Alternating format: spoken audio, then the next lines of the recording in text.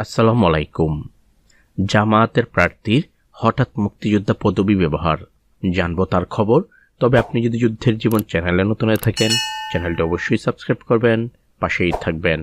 বগুড়া এক আসনের জামায়াত মনোনীত প্রার্থী মোহাম্মদ শাহাবুদ্দিন হঠাৎ করে নিজেকে মুক্তিযোদ্ধা পরিচয়ে নির্বাচনী প্রচারণা করছেন। এতে বিক্ষুব্ধ মুক্তিযোদ্ধারা সহকারী রিটার্নিং অফিসারের কাছে লিখিত অভিযোগ করেছেন।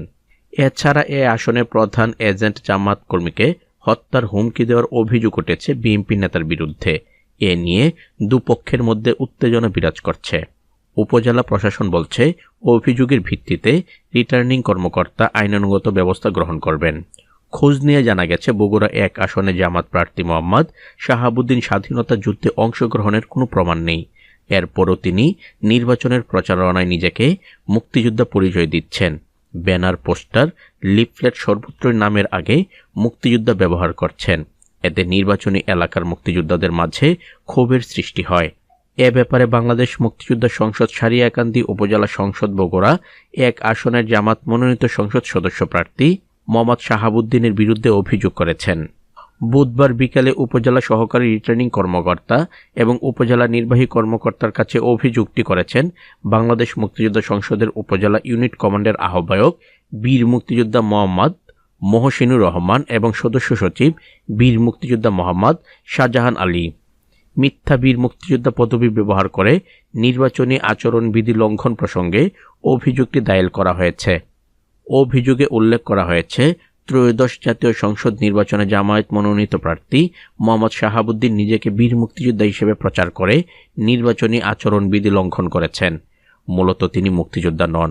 মুক্তিযুদ্ধের সপক্ষে তার কোনো প্রমাণও নেই। সারিয়াকান্দি উপজেলা এবং বগুড়া জেলার মুক্তিযোদ্ধার চূড়ান্ত তালিকা এবং অন্য কোথাও তার নাম খুঁজে পাওয়া যায়নি। তিনি নির্বাচনী সভায় মাইকিং, লিফলেট এবং ব্যানারে বীর মুক্তিযোদ্ধা পদবি ব্যবহার করে নির্বাচনী আচরণবিধি লঙ্ঘন করেছেন। এ বিষয়ে জামায়াত প্রার্থী মোহাম্মদ শাহাবুদ্দিন বলেন, তিনি একজন প্রকৃত মুক্তিযোদ্ধা। মুক্তিযোদ্ধার সপক্ষে তার সব প্রমাণ রয়েছে। উপজেলার বড় বড় মুক্তিযোদ্ধারা তার পক্ষে কথা বলবেন। সংসদ নির্বাচন ঘিরে তাকে রাজনৈতিকভাবে হেয় প্রতিপন্ন করতে এ অভিযোগ করা হয়েছে। গত আওয়ামী লীগ সরকার 17 বছরে তার নামে শতাধিক মামলা দিয়েছে। তিনি একজন প্রকৃত মুক্তিযোদ্ধা হলেও তাকে সব সুযোগ সুবিধা থেকে বঞ্চিত করা হয়েছে। বিষয়টি তিনি তীব্র নিন্দা ও প্রতিবাদ জানান। এদিকে একই দিনে এ আসনের জামায়াত মনোনীত প্রার্থীর প্রধান নির্বাচনী এজেন্ট শাহিন মিয়া সহকারী রিটার্নিং কর্মকর্তা সহ বিভিন্ন দপ্তরে বিএনপি কর্মীর বিরুদ্ধে অভিযোগ করেছেন।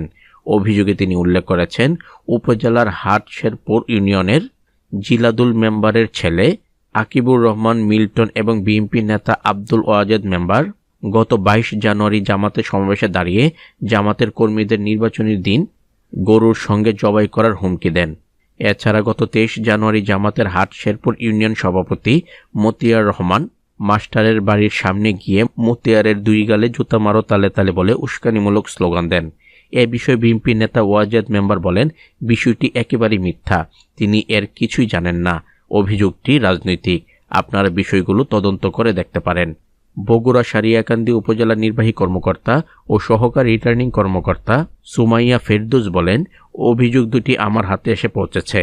দুটি অভিযোগেই বগুড়া জেলা প্রশাসক ও রিটার্নিং কর্মকর্তার কাছে পাঠানো হয়েছে। তদন্ত সাপেক্ষে তিনি প্রয়োজনীয় আইনানুগত ব্যবস্থা গ্রহণ করবেন। এ বিষয়ে সবাইকে শান্ত থাকতে বলা হয়েছে। তো আজ এ পর্যন্তই। দেখা হবে অন্য এক নতুন ভিডিওতে। ততক্ষণ পর্যন্ত সবাই ভালো থাকবেন, সুস্থ থাকবেন। আল্লাহ হাফেজ।